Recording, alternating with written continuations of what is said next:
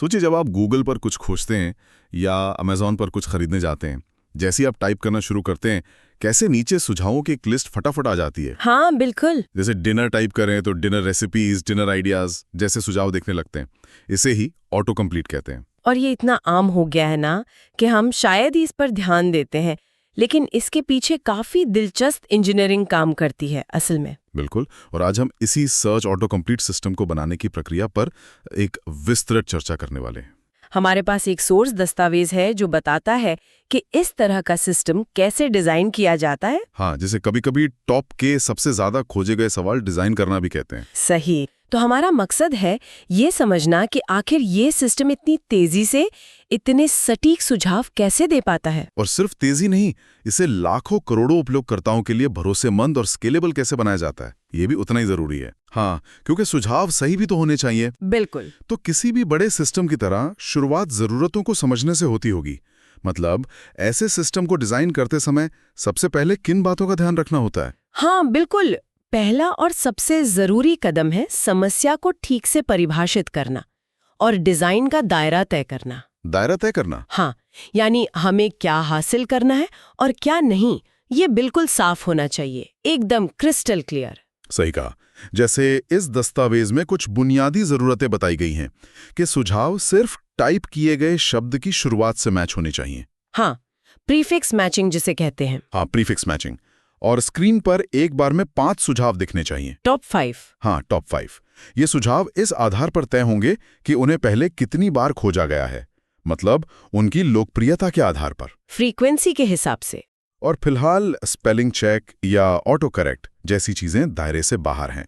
और ये भी मानकर चल रहे हैं कि लोग सिर्फ अंग्रेजी के छोटे अक्षरों में टाइप करेंगे। हाँ, तो ये तो हुई फंक्शनल जरूरतें, मतलब सिस्टम क्या करेगा। लेकिन कुछ नॉन फंक्शनल जरूरतें भी हैं। अच्छा। हाँ, जो बताती हैं कि सिस्टम कैसे काम करेगा, और ये उतनी ही महत्वपूर्ण है। इसमें सबसे ऊपर है तेज प्रतिक्रिया समय। तेज प्रतिक्रिया? कितना तेज? बहुत तेज। यूजर के एक अक्षर टाइप करने के 100 मिलीसेकंड के अंदर सुझाव दिखने चाहिए। 100 मिलीसेकंड?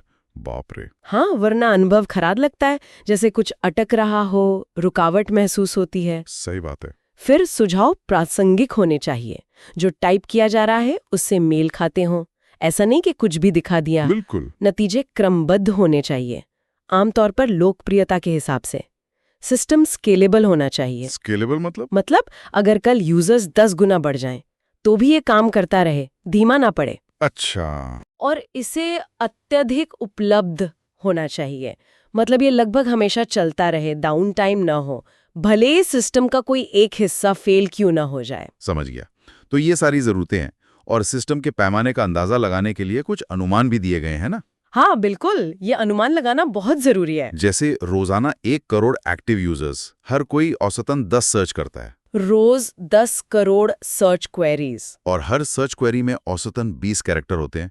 इसका मतलब है कि हर सर्च के लिए सर्वर पर लगभग 20 अलग-अलग रिक्वेस्ट जा सकती हैं। हाँ बिल्कुल, जैसे कोई डेटाबेस टाइप कर रहा है तो पहले डी के लिए रिक्वेस्ट, फिर डा के लिए, फिर डैट के लिए, ऐसे। तो इस हिसाब से क्वेरी प्रति सेकंड QPS का अनुमान करीब 24,000 है, और पीक टाइम पर ये 48,000 QPS तक जा सकता है। बहुत ज्यादा ट्रैफिक है ये। और स्टोरेज का भी अनुमान है, रोजाना करीब 0.4 GB नया डेटा जुड़ सकता है, ये मानते हुए कि लगभग 20% सर्च क्वेरीज एकदम नहीं होती हैं। छोटा मोटा सिस्टम नहीं है ये। बिल्कुल नहीं। तो इन चुनौतियों को देखते हुए सिस्टम का एक मोटा खाका, मतलब हाई लेवल डिजाइन कैसा होगा, दस्तावेज में से 2 मुख्य हिस्सों में बांटा गया है। हाँ, पहला हिस्सा है डेटा एकत्रण सेवा। इसका काम है यूजर्स क्या सर्च कर रहे हैं, उस डेटा को इकट्ठा करना और उसे इस्तेमाल लायक बनाना। Data collection. हाँ, शुरुआती विचार था कि ये काम रियल टाइम में हो, मतलब जैसे ही कोई सर्च करे डेटा प्रोसेस हो जाए। लेकिन जैसा हम देखेंगे, इतने बड़े स्केल पर यह व्यवहारिक नहीं है। अच्छा, और दूसरा हिस्सा? दूसरा है क्वेरी सेवा। जब यूजर कुछ टाइप करता है तो ये सेवा उस अधूरे शब्द यानी प्रीफिक्स के आधार पर टॉप 5 सुझाव ढूंढकर वापस भेजती है। ठीक है। इसे एक छोटे उदाहरण से समझें। मान लीजिए हमारे पास एक टेबल है जिसमें हर सर्च क्वेरी और वो कितनी बार खोजी गई ये लिखा है, जैसे ट्विच 1, ट्विटर 2, ट्विलो 1। ठीक है, एक फ्रीक्वेंसी टेबल। हाँ, अब अगर कोई TW टाइप करता है तो क्वेरी सेवा इस टेबल में TW से शुरू होने वाले शब्दों को ढूंढेगी अच्छा। और उन्हें उनकी फ्रीक्वेंसी के हिसाब से क्रम में लगाकर टॉप 5 लौटा देगी। तो यहाँ ट्विटर पहले आएगा क्योंकि उसकी फ्रीक्वेंसी 2 है, फिर ट्विच आएगा। समझ गया। आम डेटाबेस में तो इसके लिए शायद एक SQL क्वेरी लिख सकते हैं, है ना? कुछ select query where query like TW%, order by frequency, DSC, limit 5 जैसा। हाँ, छोटे डेटा के लिए ये चल जाएगा। हाँ। बिल्कुल चलेगा। लेकिन जैसा हमने देखा, हमारे पास तो अरबों क्वेरीज हो सकती हैं। हाँ, वो तो है। इतने बड़े डेटाबेस पर हर अक्षर टाइप होने पर ये % वाली, वाइल्ड कार्ड वाली लाइक क्वेरी चलाना हाँ। और फिर नतीजों को सॉर्ट करना, ये बहुत धीमा हो जाएगा। डेटाबेस ही बॉटलनेक बन जाएगा। बिल्कुल, सिस्टम की रफ्तार वहीं रुक जाएगी। तो सवाल उठता है, इसे तेज कैसे करें? ये सबसे बड़ा चैलेंज है। तो अगर आम डेटाबेस धीमा है, तो जरूर कोई खास डेटा स्ट्रक्चर इस्तेमाल होता होगा? कोई ऐसी चीज जो शब्दों के शुरुआती हिस्सों, मतलब प्रीफिक्स, को संभालने में माहिर हो? बिल्कुल सही पकड़ा। यहीं पर दिमाग की बत्ती जलती है। एक खास डेटा स्ट्रक्चर काम आता है जिसे ट्राई कहते हैं। इसे प्रीफिक्स ट्री भी बोलते हैं। ट्राई, ये नाम कैसे पड़ा? इसका नाम रिट्रीवल से आया है, क्योंकि ये डेटा रिट्रीव करने में बहुत कुशल है। ये पेड़ जैसी संरचना होती है जिसे स्ट्रिंग्स को बहुत कुशलता से स्टोर करने के लिए बनाया गया है। अच्छा, ये पेड़ जैसा स्ट्रक्चर, ये काम कैसे करता है? थोड़ा और बताएंगी? हाँ, तो सोचिए एक पेड़ है जिसका रूट मतलब जड़ खाली है। अब हर नोड एक अक्षर को दर्शाता है। ठीक है। रूट से नीचे मान लीजिए T का नोड होगा, फिर T से नीचे W का नोड होगा, अगर हमारे डेटा में ट्विच या ट्विटर जैसे शब्द हैं। अच्छा। फिर W से नीचे I का नोड, फिर T, फिर C, फिर H। तो ट्विच शब्द रूट से H तक का एक पूरा रास्ता बन गया। समझ गया, हर शब्द एक रास्ता है। हाँ, और सबसे जरूरी बात, हर नोड पर हम ये भी स्टोर करते हैं कि वो शब्द या प्रीफिक्स कितनी बार खोजा गया है, मतलब उसकी फ्रीक्वेंसी। अच्छा, तो नोड पर अक्षर भी है और फ्रीक्वेंसी भी। ठीक है, ये स्टोर करने का तरीका समझ आया। लेकिन इससे सुझाव तेजी से कैसे मिलेंगे? वो 100 मिलीसेकंड वाली बात कैसे होगी? हाँ, ये अहम सवाल है। अगर कोई TW टाइप करे, तो हम पहले T नोड पर जाएंगे, फिर W नोड पर। अब सैद्धांतिक रूप से? सैद्धांतिक रूप से। हाँ, मतलब बिना ऑप्टिमाइजेशन के हमें W वाले नोड से नीचे के सारे रास्ते यानी सारे शब्द ढूंढने पड़ेंगे। अच्छा, जैसे ट्विच, ट्विटर, ट्विलो। हाँ, मान लीजिए C शब्द मिले, तो इसमें O ऑफ C टाइम लगेगा। फिर इन C शब्दों को उनकी फ्रीक्वेंसी के हिसाब से सॉर्ट करना पड़ेगा। उसमें लगेगा O of C log C time. बिल्कुल, और प्रीफिक्स TW तक पहुंचने में O ऑफ P टाइम लगेगा, जहां P प्रीफिक्स की लंबाई है। तो कुल मिलाकर ये काफी धीमे हो सकता है, खासकर अगर सब ट्री बहुत बड़ा हो, जैसे A या T के नीचे तो हजारों शब्द होंगे। एग्जैक्टली। तो ये तरीका भी उतना तेज नहीं है। तो फिर असली चाल क्या है? इसे O ऑफ 1 मतलब लगभग तुरंत कैसे बनाते हैं? हाँ, वही जानना है। असली कमाल ऑप्टिमाइजेशन में है, और वो ऑप्टिमाइजेशन है हर नोड पर टॉप के क्वेरीज पहले से कैलकुलेट करके कैश कर लेना। क्या मतलब? हर नोड पर? हाँ, जब हम ट्राई बना रहे होते हैं ना, तभी हम हर नोड के लिए यानी हर प्रीफिक्स के लिए ये हिसाब लगा लेते हैं कि उससे शुरू होने वाली टॉप 5 सबसे लोकप्रिय क्वेरीज कौन सी हैं, और उन टॉप 5 क्वेरीज को हम उसी नोड पर स्टोर कर देते हैं। अरे वाह! तो मतलब TW वाले नोड पर पहले से ही ट्विटर, ट्विच वगैरह स्टोर होगा? हाँ, बिल्कुल, उसकी टॉप 5 लिस्ट वहीं तैयार मिलेगी। तो जब कोई यूजर TW टाइप करता है, हम बस TW वाले नोड तक पहुंचते हैं। OFP टाइम में, जो लगभग कांस्टेंट है अगर प्रीफिक्स बहुत लंबा ना हो। सही। और फिर हमें बस उस नोड पर पहले से स्टोर की हुई टॉप 5 क्वेरीज को उठाकर लौटा देना है। तो नीचे का सब ट्री खंगालने की जरूरत नहीं, नहीं, और सॉर्ट करने की भी जरूरत बिल्कुल नहीं, सब कुछ पहले से तैयार है। जी। तो प्रीफिक्स नोड तक पहुंचना लगभग O ऑफ 1 और वहां से टॉप 5 सुझाव लेना भी O ऑफ 1। पूरी प्रक्रिया लगभग तुरंत हो जाती है। जबरदस्त, ये तो सच में कमाल का ऑप्टिमाइजेशन है। यही राज है इतनी तेजी का। हाँ। लेकिन इसका एक ट्रेड ऑफ है। क्या? हमें हर नोड पर अतिरिक्त जानकारी स्टोर करनी पड़ रही है, वो टॉप 5 क्वेरीज। तो मेमोरी ज्यादा इस्तेमाल होगी। अच्छा, हाँ, स्पेस ज्यादा लगेगा। बिल्कुल, ये क्लासिक उदाहरण है जहां हमने समय बचाने के लिए स्पेस का इस्तेमाल किया, मतलब स्पीड पाने के लिए ज्यादा मेमोरी लगाई। ऑटो कंप्लीट जैसी सुविधा के लिए यूजर को तुरंत प्रतिक्रिया देना इतना जरूरी है कि ये समझौता बहुत मायने रखता है। सही बात है, यूजर एक्सपीरियंस के लिए ये जरूरी है। हाँ, ठीक है, तो ट्राई और उसे तेज बनाने का ये फंडा समझ आ गया। अब वापस डेटा एकत्रण वाले हिस्से पर आते हैं। पहले बात हुई थी कि हर क्वेरी पर ट्राई अपडेट करना अव्यावहारिक है। हाँ, अरबों क्वेरीज रोज आती हैं, हर एक पर ट्राई अपडेट करना सिस्टम बैठ जाएगा। और टॉप सुझाव अक्सर रोज बदलते भी नहीं है। तो इसका बेहतर तरीका क्या है? बेहतर तरीका है ये काम ऑफलाइन बैचों में करना, मतलब एक साथ बहुत सारे डेटा पर, लेकिन नियमित अंतराल पर। ऑफलाइन मतलब लाइव यूजर रिक्वेस्ट से हटकर बैकग्राउंड में। इसका आर्किटेक्चर कुछ ऐसा सोच सकते हैं। सबसे पहले एनालिटिक्स लॉग्स होते हैं। यहाँ सारी सर्च क्वेरीज जस की तस एक जगह लॉग होती जाती हैं। ये अपेंड ओनली फाइल्स होती हैं, बस डेटा जुड़ता जाता है। Raw data logs. हाँ, फिर कुछ एग्रीगेटर्स होते हैं।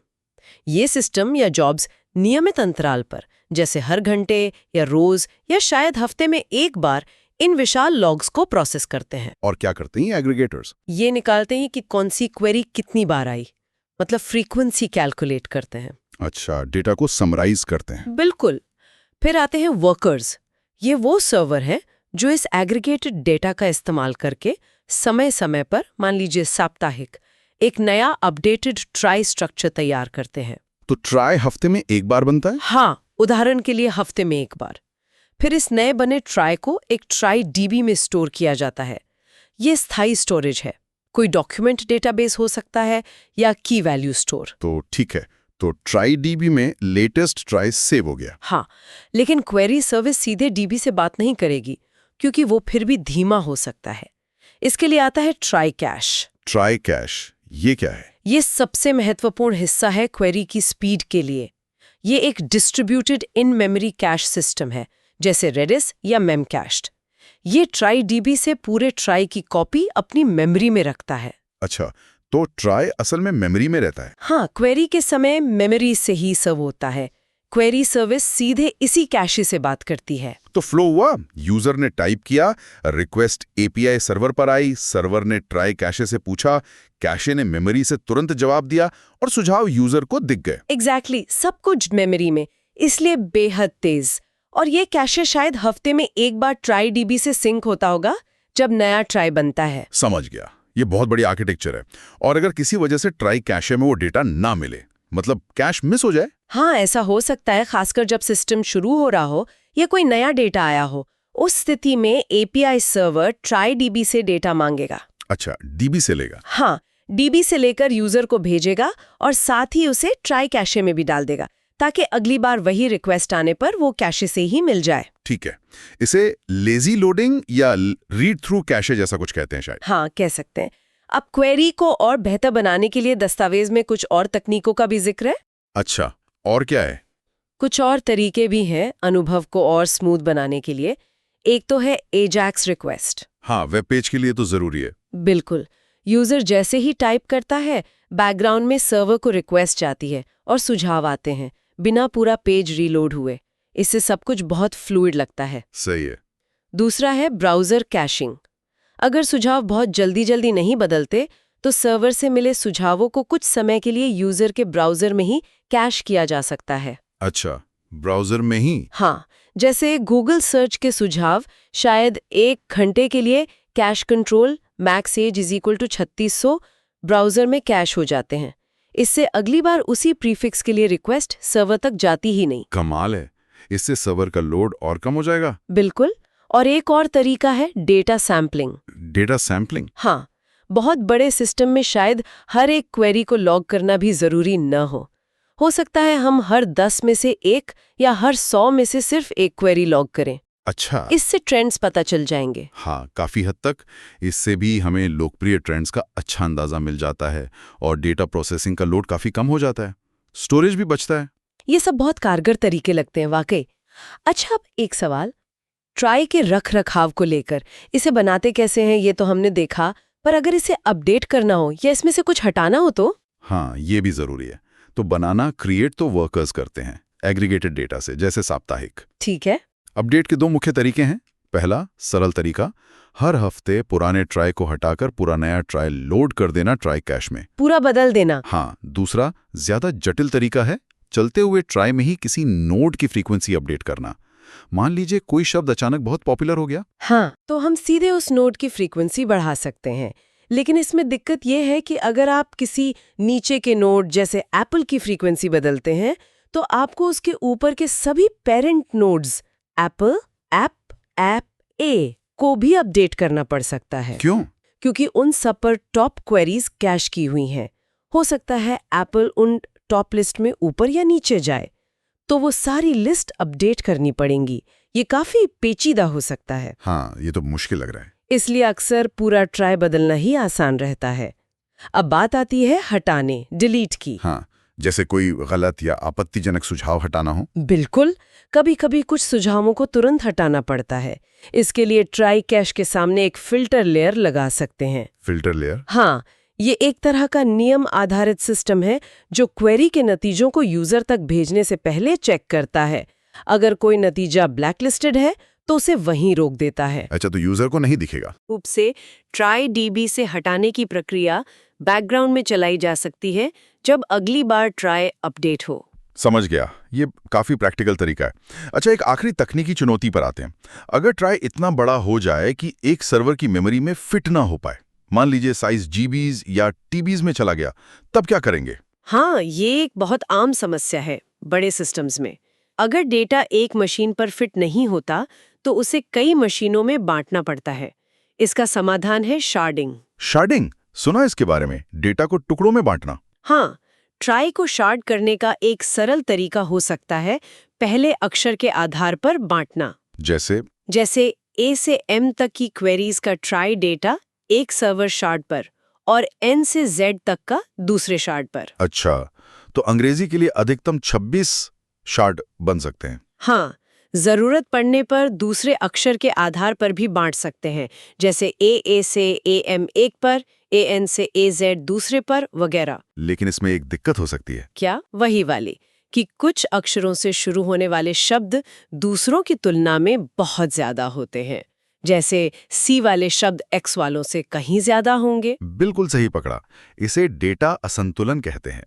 एक शार्ट पर बहुत ज्यादा लोड आ जाएगा, दूसरा खाली बैठा रहेगा। तो ये अच्छा तरीका नहीं है। नहीं, ये बहुत बेसिक है।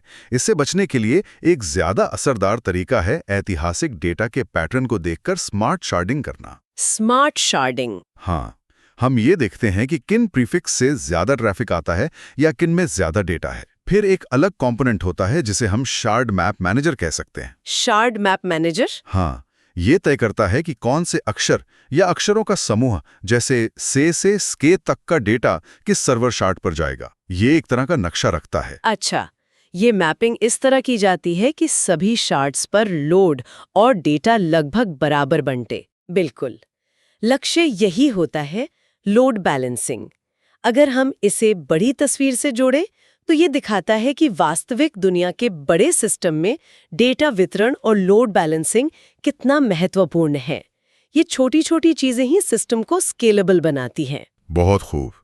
तो अगर हम पूरी चर्चा का सार निकालें, एक असरदार ऑटो कंप्लीट सिस्टम बनाने के लिए मुख्य बातें क्या रही? मेरे ख्याल से कुछ मुख्य चीजें हैं। पहली तो सही डेटा स्ट्रक्चर चुनना, यानी ट्राई। हाँ, और उसे टॉप के कैशिंग जैसी तकनीकों से ऑप्टिमाइज करके लगभग तुरंत प्रतिक्रिया O1 पाना। दूसरा, डेटा एकत्रण और ट्राई बनाने का काम ऑफलाइन बैचों में करना, लाइव सिस्टम पर लोड नहीं डालना। सही। तीसरा, क्वेरीज का जवाब तेजी से देने के लिए कई स्तरों पर कैशिंग का इस्तेमाल करना, सर्वर पर ट्राई कैश और शायद यूजर के ब्राउजर में भी। और चौथा, सिस्टम को स्केल करने के लिए डेटा को समझदारी से शार्ड करना, वो शार्ड मैप मैनेजर वाली बात। हाँ बिल्कुल, ये मुख्य स्तंभ है।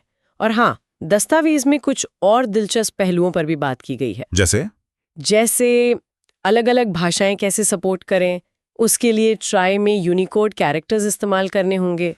अच्छा। या देश विशेष के हिसाब से सुझाव दिखाने के लिए उसके लिए शायद हर देश के लिए अलग ट्राई बनाकर उन्हें उस देश के नजदीकी CDN में रखना होगा। CDN? Content delivery network. ये दुनिया भर में फैले सर्वर होते हैं जो कंटेंट को यूजर के नजदीक से सर्व करते हैं ताकि स्पीड तेज रहे। समझ गया। और एक बहुत मुश्किल चीज है ट्रेंडिंग या बिल्कुल ताज़ा क्वेरीज दिखाना। जैसे कोई ब्रेकिंग न्यूज़ हुई तो लोग तुरंत उसे सर्च करने लगते हैं, उससे ऑटो कंप्लीट में लाना। हाँ, वो तो साप्ताहिक अपडेट वाले ट्राई में नहीं आएगा। नहीं, वो बहुत जटिल है। उसके लिए शायद हाल की क्वेरीज को ज़्यादा वजन देना होगा, डेटा को और छोटे हिस्सों में बांटना होगा और लगातार आने वाले डेटा को रियल टाइम में प्रोसेस करने के लिए स्ट्रीमिंग सिस्टम इस्तेमाल करने पड़ सकते हैं, जैसे स्पार्क स्ट्रीमिंग या काफका वगैरह। ये तो एक अलग ही लेवल की कॉम्प्लेक्सिटी होगी। हाँ, ये एडवांस टॉपिक है। ये वाकई गहरी और व्यावहारिक जानकारी देने वाली चर्चा रही, बहुत कुछ सीखने को मिला। बिल्कुल। और ये सारी तकनीकें और डेटा का इस्तेमाल हमें एक महत्वपूर्ण सवाल पर सोचने को मजबूर करता है, जिसके बारे में हमें बात करनी चाहिए। क्या सवाल? कि जब हम यूजर के डेटा का इस्तेमाल करके उन्हें बेहतर और पर्सनलाइज्ड सुझाव देने की कोशिश करते हैं, तो उनकी गोपनीयता, प्राइवेसी का क्या होता है? हाँ, ये बहुत बड़ा मुद्दा है आजकल। बिल्कुल। सिस्टम डिजाइन करते समय उपयोगिता और निजता के बीच सही संतुलन कैसे बनाया जाए, ये एक ऐसी बुनियादी चुनौती है जिस पर ऐसे सिस्टम बनाने वाले हर व्यक्ति को, हर टीम को लगातार विचार करना चाहिए। सिर्फ अच्छा सिस्टम बनाना काफी नहीं, जिम्मेदार सिस्टम बनाना भी जरूरी है। एक बहुत ही जरूरी और सोचने वाला सवाल छोड़ा है आपने। आज इस विषय पर इतनी गहराई से बात करने के लिए बहुत बहुत धन्यवाद। मुझे भी मजा आया। उम्मीद है सुनने वालों को सर्च ऑटो कंप्लीट के पीछे की इंजीनियरिंग की एक साफ तस्वीर मिली होगी।